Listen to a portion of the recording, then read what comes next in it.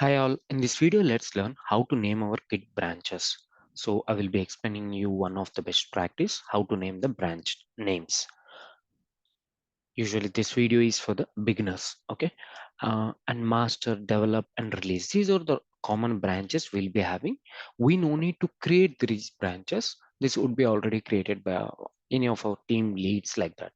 But for the beginners, they used to be confused with what they need to name. Okay, if a story was given, a bug was given to them, they used to name it whatever they want.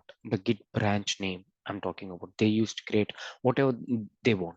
But if we you follow this type of good practice, it will help us. What is a good practice here? So it is not that this is a good practice. There would be a number of ways to declare or create a good branching name. Okay, but this is what I prefer, and I hope it would be good to use in this way. So category, ticket ID. Here ticket ID means any of the Jira ID will be following any of the bug tracking, task tracking tools, right? In that, the ticket ID backslash and short description. Okay, short description about that task. So this is in general the best practice to create your Git branch names. Fine. What is category here? So I will explain. The category is not just a straightforward one. So here you need to have a couple of things. You need to have a couple of understanding related to the category. So in category, you will be having number one, you can create a feature branch, feature or feature. In short, you can do this. So you need to have this feature when you want to create a new feature. So login is a new details. Okay, you want to create a new login form or new logout functionality that comes under this feature. Then you can name it as, so for example, you can name it as feature backslash and ticket number, like login. In any of the organizations, you'll be having your org Jira ID or 123, and later on you can say this as login functionality. So this is the best function, like a best way to declare the branch names. This is how you need to do. So in categories, one of the categories feature. So there are, in that way you can have n number of categories like bug fix. If you have a bug fix, you can start your branch name with the bug fix and slash. You can have the ID number for that. What is a bug ID? So you can say this as bug 123 bug ID. So according to your Jira code or according to your Jira ID which was assigned to you, you can keep that here and you can mention a short description related to that bug.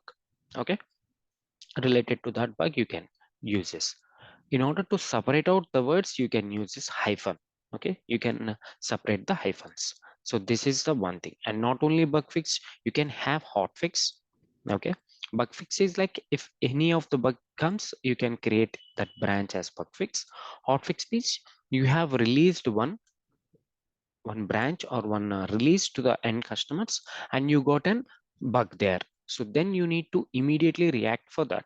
In these cases, you need to go with the hot fix instead of bug fix, because this is an immediate one where you need to fix it like as soon as possible. So that's the difference between this bug fix and the hot fix. Okay, in this way you can have your category, whatever the category you want. If there is no bug number, okay, there is no ticket ID for that bug. Okay, especially you can mention that as no ref. Okay, there is no reference, no ticket ID. So in this way you can create and you can mention what is a bug here. So in the place of ticket ID, if there is no ticket ID, you can mention that as a no ref. So this is what you can do. And if you're creating any document, then you can categorize that as a document and you can mention the ID. So in this way, here also you may not have any ticket ID for the documents. Then you can mention like this. You can say the deployment docs. Okay, like this. This is for the document. And similarly, you can have for a number of ways, like uh, you want to have any technical task, okay, which will not impact the UI. So technical task means refactoring the code, you're rearranging the order of the import exports. In all those things, you can point with the tech.